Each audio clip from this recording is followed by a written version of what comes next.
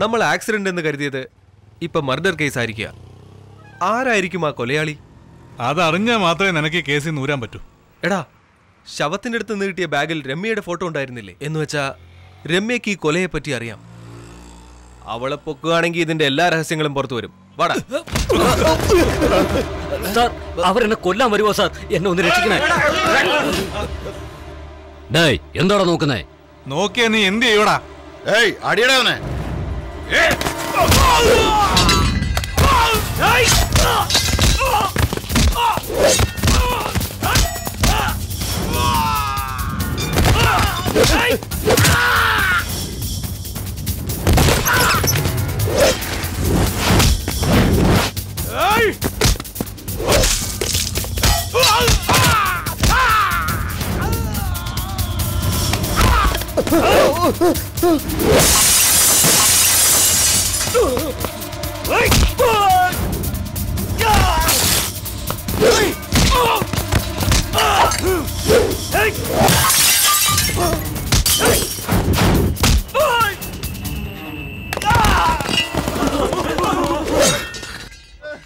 Sir, thank you sir.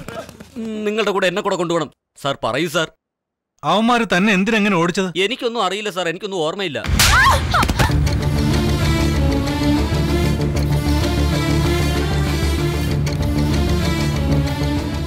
പറ, എന്തിനായിരുന്നു ഈ അഭിനയം?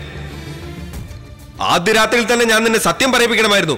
പക്ഷെ നിന്റെ പണം കൊണ്ട് എന്റെ ഭാര്യ രക്ഷപ്പെട്ട ഒരൊറ്റ കാരണം കൊണ്ട് മാത്രമാണ് നിന്നെ ഞാൻ വെറുതെ വിട്ടത്. ഇപ്പൊ മനസ്സിലായില്ലേ? എന്റെ ഭാര്യക്ക് ഞാനൊരു ദ്രോഹിയായി.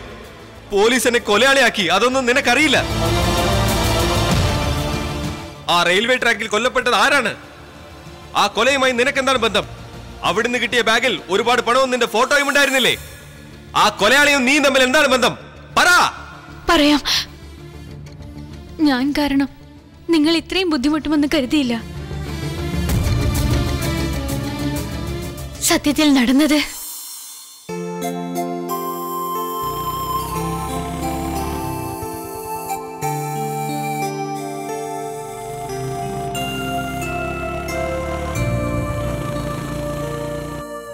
ഇതെനിക്ക് വലിയ ഇഷ്ടാ.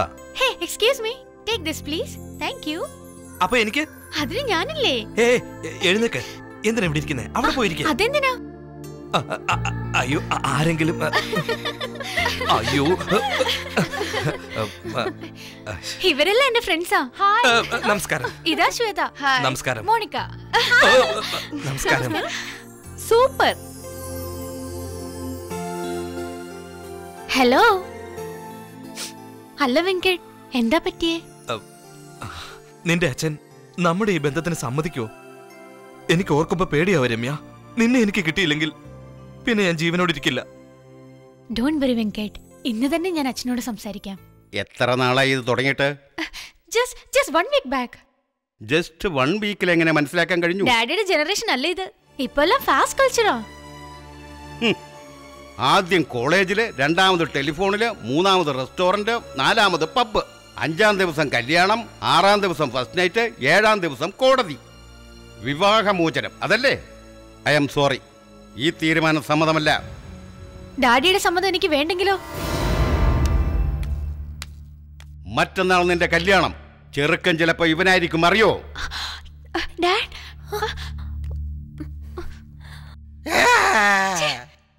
ഞാൻ രമ്യ രാലിയിടാൻ പോവാ.